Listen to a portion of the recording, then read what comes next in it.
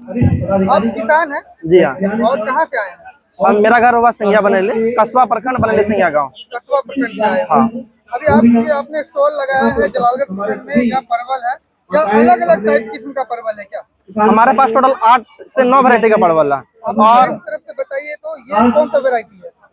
ये सब वैरायटी का पौधा है। पौधा है। जी, आप पौधा में देख सकते होंगे, इसमें ये परवल फल गया। ठीक है। ठीक है, ये आपका सब जितना भी अगर आप हमसे परवल का पौधा भी लेना चाहते हैं, पौधा भी हमारे पास मिल जाएगा। और यहीं अगर हम बात करें दूसरा, ये नर प्लांट है, पौधा है, लताएं हैं। नर रहना ही चाहिए परवल, अगर परवल खेती करता है तो परागण नहीं हो पाता। ठीक है, नर सब में एक ही रहता है। ठीक, नर हो गया।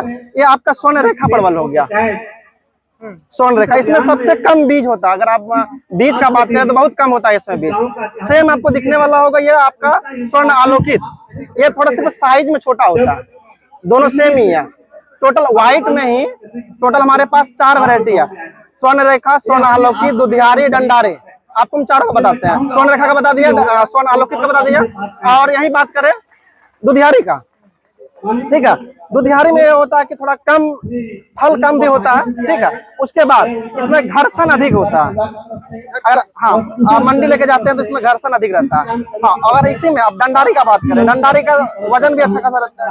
नहीं, उल्टा रखा चलेगी अभी, इधर के ना। डंडारी ये होगा। ठीक है, डंडारी आपका मतलब कि वजन अच्छा खासा रहता है इसमें। हाँ, वेट अच्छा खासा रहता है। हाँ, और इसी में हम आप बात करें सबसे अधिक फलने वाला ये है बंगाल ज्योति। आप देख सकते हैं, हाँ बंगाल ज्योति, इसमें सबसे अधिक फलन होता है और मंडी अच्छा रहता है। और अगर हम भंडारण क्षमता का बात करें तो भंडारण क्षमता भी सबसे अधिक इसी का रहता है। हाँ, भंडारण क्षमता भी सबसे अधिक रहता है इसका। और यही हम बात करें आप बंगाल परवल का, दोनों सेम ही है, सिर्फ साइज का डिफरेंट होता है।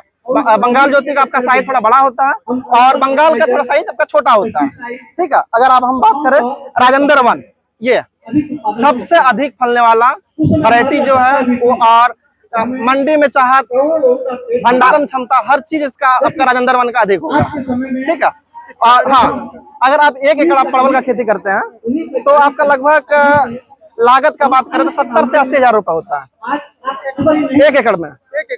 जी, लागत अगर आप पौधा लगाते हैं तो, अगर इसी में मैंने जैसे 1 एकड़ में लगाया जी, तो लगाने का लागत 80,000 रुपया। हाँ, मुनाफा भी आपको बता रहे हैं ना, जैसे आप पौधा लगाते हैं तो फिर उतना आपका होगा। अगर यहीं पे लताएं लगाते हैं, अक्टूबर नवंबर दिसंबर में लताएं लगाते हैं, उस टाइम में आपको लताएं कम रेट में मिल जाएगा, आपका लागत और घट जाएगा।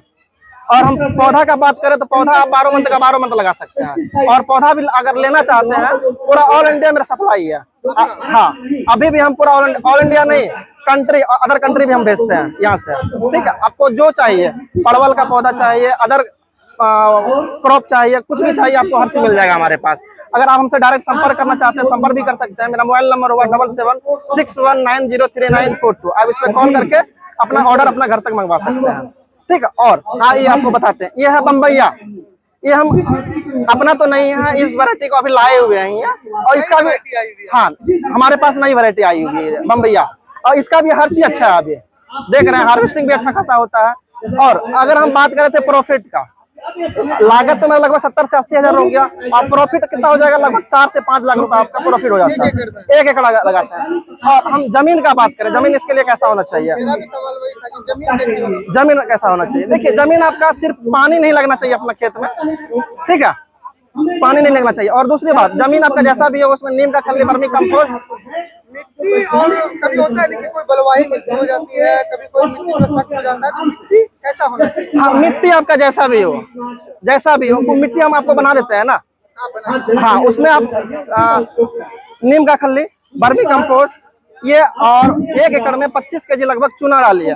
इसको सारा मिक्स करके अपना, और खाद जो डालते हैं जो जैविक खाद इस्तेमाल करना चाहिए या फिर जो रासायनिक खाद है उस पर निर्भर होना चाहिए? देखिए, किसान को तो जैविक करना चाहिए। ठीक है, जैविक करें तो उसमें क्या आपका ये होगा कि हल्का प्रॉफिट उसमें कम होता है, पर लागत भी तो कम है ना आपका, दोनों में तो सेम हो जाता है, इसीलिए जैविक करना चाहिए खेती। जी, और किसान भाई को आप क्या कुछ सीख देना चाहते हैं, क्या कुछ बताना चाहते हैं? अगर मान लीजिए परवल की खेती करके वो 2 रुपया मुनाफा कमाएंगे, कहीं ना कहीं इससे आपकी खेती बढ़ेगी, क्या कुछ संदेश देना चाहते हैं? देखिए, अगर किसान खेती करता है तो किसान को तो ऑर्गेनिक करना चाहिए, ठीक है, जो जैविक करना चाहिए, उससे आपका लागत भी कम है और इसमें सरकार भी बहुत ज्यादा योगदान दे रही है, 25% तक लगभग अभी सब्सिडी भी है अगर आप जैविक खेती करते हैं तो।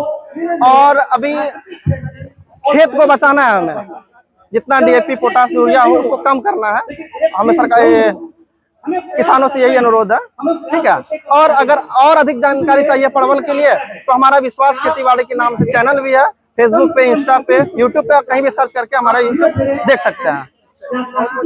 चलिए, नमस्कार।